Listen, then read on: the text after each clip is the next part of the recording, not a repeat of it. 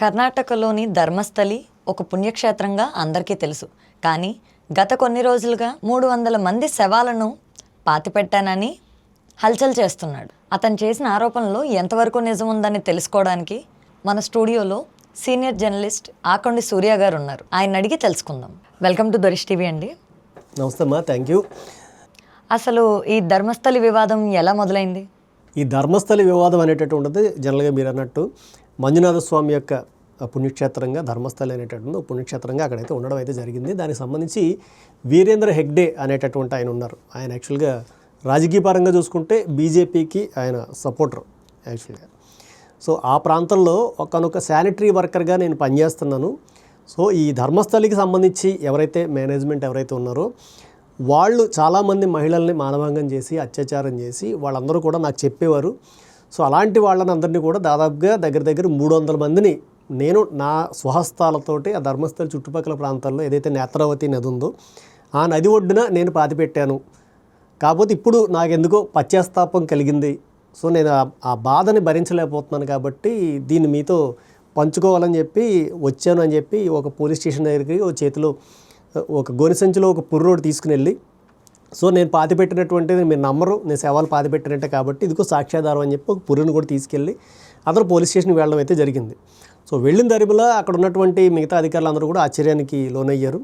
So ఏదో రకంగా అసలు ముందు ఇన్వెస్టిగేషన్ చేద్దాం అనుకునే లోపల ఈ వార్త దావారణలో వ్యాపించింది. అంటే అది కేవలం కర్ణాటకలో ఆ జిల్లాకే కాకుండా మొత్తం దేశవ్యాప్తంగా ఇదైతే సంచలనంగా అయితే మారింది. ఎందుకంటే 1 కాదు 2 కాదు 300 మంది మహిళలు అంటున్నాడు. అది కూడా 1995 నుంచి 2015 వరకు మధ్యకాలంలో 300 మందిని అత్యాచారం చేసి, అది కూడా దాంట్లో స్కూల్కి వెళ్ళేటటువంటి పిల్లలు ఉన్నారు, అలాగే మహిళలు ఉన్నారు, చాలామంది ప్రొఫెషనల్స్ ఉన్నారు. సో వీళ్ళందరినీ నేనే పాతిపెట్టానని చెప్పడంతో అతని పేరును కూడా హైడ్ చేసి భీమా అనేటటువంటి ఒక పేరు, ఎందుకంటే చాలా వరకు ఇన్వెస్టిగేషన్ చేస్తున్నప్పుడు ఒరిజినల్ డీటెయిల్స్ బయటికి చెప్పరు కాబట్టి అతను ఒక ముసుగేసి ఆ శానిటరీ వర్కర్కి భీమా అనేటటువంటి పేరు పెట్టి ఇన్వెస్టిగేషన్ అయితే మొదలుపెట్టారు. సో మొదలుపెట్టిన రోజు నుంచి చాలా వరకు అంటే ప్రధాన మీడియా ఏదైతే శాటిలైట్ ఛానల్స్ ఉన్నారో వాళ్ళు అవ్వచ్చు, యూట్యూబ్ ఛానల్స్ అవ్వచ్చు, మిగతా అందరూ కూడా దీని మీద ఫోకస్ చేశారు. అసలు అక్కడ ఏం జరుగుతుంది అనేటటువంటిది. సో ఇప్పుడు ప్రస్తుతానికి ఈ కేసు అయితే అక్కడి వరకు వచ్చింది. చాలా చోట్ల తవ్వకాలు అయితే జరిపారు. బట్ ఇది జరపడానికి మెయిన్ ప్రధాన కారణం ఏంటంటే ఎవరైతే ధర్మస్థలి మేనేజ్మెంట్ ఎవరైతే ఉన్నారో వీరేంద్ర హెగ్డే కానీ వాళ్ళ అన్నదమ్ముల కుమారులు కానీ వీళ్ళందరూ కూడా ఈ అత్యాచారాలు వీళ్ళే చేశారు, వాళ్ళందరూ కూడా బలవంతంగా నాతో చేయించారు అనేటటువంటిది ఈ భీమా అనేటటువంటి వ్యక్తి చేస్తున్నటువంటి ఆరోపణ. ఈ ఆరోపణలకి ఊతమిస్తూ ఒక 2-3 సౌజన్య అనేటటువంటి ఒక అమ్మాయి మిస్సింగ్ కేసు సంబంధించినటువంటి కేసు వెలుగులోకి వచ్చింది. అంతేకాకుండా అశ్విని గుప్తా అనేటటువంటి ఒక అమ్మాయి కూడా మిస్ అయింది అని ఆ అమ్మాయి తాలూకా తల్లిగారు ఒక ఆవిడ కూడా చెప్పడం అయితే జరిగింది.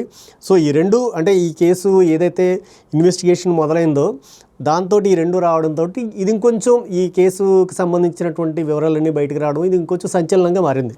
ఇప్పుడు మరి ప్రస్తుత పరిస్థితి ఏంటంటారు? అంటే ఇప్పుడు ప్రస్తుత పరిస్థితి ఏంటంటే నిజానికి ఎవరైతే ఈ యొక్క భీమా అనేటటువంటి వ్యక్తి మాటలు పట్టుకుని ఈ సిట్ అధికారులు ఎవరైతే ఉన్నారో వీళ్ళందరూ కూడా అక్కడ తవ్వకాలు చేయడం అయితే స్టార్ట్ చేశారు. చేసిన రోజు నుంచి కూడా మొత్తం కర్ణాటకలో అన్ని ఛానల్సే కాకుండా తెలుగులో ఉన్నటువంటి శాటిలైట్ ఛానల్స్ అలాగే చిన్నగా ఛానల్స్ అన్నీ కూడా అక్కడ లైవ్ అవ్వడం జరిగింది. ఆ తవ్వకాలు 1 కాదు 2 కాదు దాదాపుగా 12 చోట్ల తవ్వకాలు అయితే జరిపారు.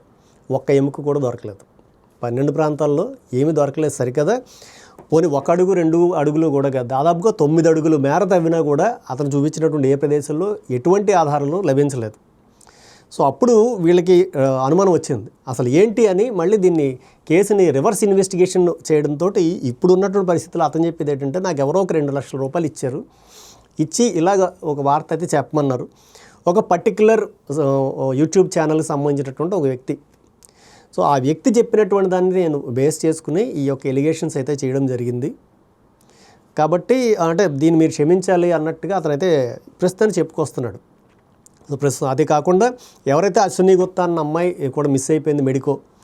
సో నా కూతురు చనిపోవడానికి కారణం కూడా ఈ ఏదైతే వీరేంద్ర హెగ్డే ఫ్యామిలీ ఉన్నారో వీళ్ళే నా కూతురిని చంపేశారు అని ఎలిగేషన్స్ చేసినటువంటి లేడీ ఎవరైతే ఉన్నారో ఆవిడ ఎక్స్-సిబిఐ కలకత్తాలో.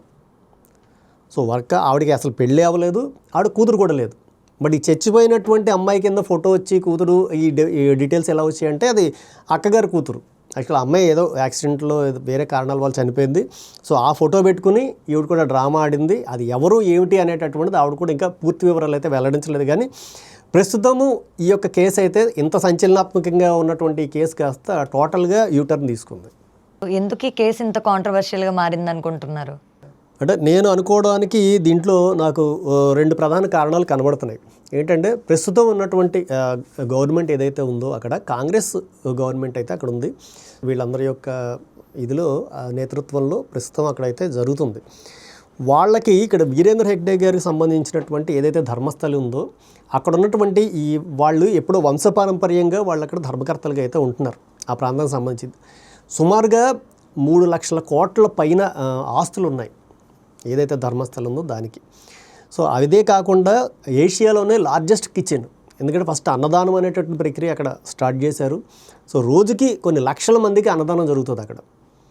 సో అంత జరుగుతున్నటువంటి దాంట్లో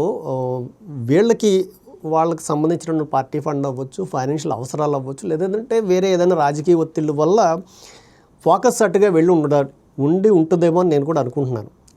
ఇది ఎందుకు అనుకుంటున్నానంటే మనం దరిమిలా చూసుకుంటే కనుక చెన్నైలో ఇలాంటిదే కంచి పరమాచార్యులు విజేంద్ర సరస్వతి గారి మీద కూడా ఒక మర్డర్ ఎలిగేషన్ జరగడము, ఆ మర్డర్ ఎలిగేషన్కి సంబంధించినటువంటి దాంట్లో ఆయన్ని చెన్నైలో అరెస్ట్ చేస్తే ప్రాబ్లం వస్తుంది కాబట్టి వారు హైదరాబాద్ వచ్చినప్పుడు అప్పుడు రాజశేఖర్ రెడ్డి గారు సీఎంగా ఉన్నారు.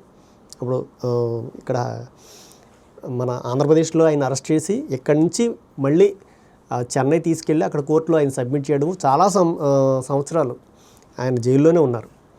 సో అది ఎందుకు అంటే అది కూడా ఏదైతే కంచి మఠం ఉందో కంచి మఠానికి సంబంధించినటువంటి ఆస్తుల గురించి అనేటటువంటిది చాలా వరకు మనం విని ఉన్నాము. సో అలాంటి ఒక ప్యాటర్నే ఇక్కడ కూడా అయితే నిజానికి కనబడుతుంది. లేకపోతే కేవలము అంటే అన్ని ప్రాంతాలు ఉండగా ధర్మస్థలి మీద మాత్రమే ఎలిగేషన్స్ రావడానికి కారణం ఇందులో ఖచ్చితంగా ఏదో ఫైనాన్షియల్ కోణం అయితే ఉంది. సో రాజకీయపరమైనటువంటి ఒత్తిళ్ళకి అక్కడ ఉన్నటువంటి ధర్మాధికారి అంటారు యాక్చువల్లీ వీరేంద్ర హెగ్డే గారు. అంటే అక్కడ మీరు చూసుకుంటే అసెంబ్లీలో కర్ణాటక అసెంబ్లీలో కూడా చాలాసార్లు ఇద్దరు ముఖ్యమంత్రులుగా ఉన్నప్పుడు ప్రతిపక్ష నాయకులు కూడా ఉన్నప్పుడు మేము ధర్మాధికారి దగ్గరికి వచ్చి మేము ప్రమాణం చేస్తాం అనేవారు. ఎందుకంటే అక్కడ అబద్ధం చెప్పకూడదు. సో న్యాయాధికారి అంటారు వీరేంద్ర హెగ్డే గారిని. ఆయన ఒక నడిచే దేవుళ్ళగా అక్కడ వాళ్ళు అయితే పూజిస్తారు. సో అలాంటి వ్యక్తి మీద ఎలిగేషన్స్ వేస్తే ఒక రకంగా మిగతా ఉన్నటువంటి ఏదైతే కమ్యూనిటీ ఉన్నారో వాళ్ళని కొంచెం ఇంప్రెస్ చేసే అవకాశం దొరుకుతుంది అనేటటువంటి యాంగిల్ ఒకటి. లేదు ఈ ఎలిగేషన్స్ని వాళ్ళు నిజం చేసుకోవడంలో సమయం పడుతుంది కాబట్టి ఒకళ్ళు బెదిరిస్తేనో భయపెడితేనో ఎంతో కొంత రాజకీయ పరంగా కానీ ఆర్థిక పరంగా కానీ లబ్ధి జరుగుతుంది అనేటువంటి కోణంలో ఈ కుట్రని చేసి ఉండొచ్చు అనేటటువంటి అనుమానాలు అక్కడైతే వినిపిస్తున్నాయి ప్రస్తుతానికి. సో ఇదండి ధర్మస్థలంలో జరుగుతున్న విషయం. మరిన్ని అంశాలతో మేము ముందుకు వస్తాం. అంతవరకు like, share, subscribe to Dorish TV.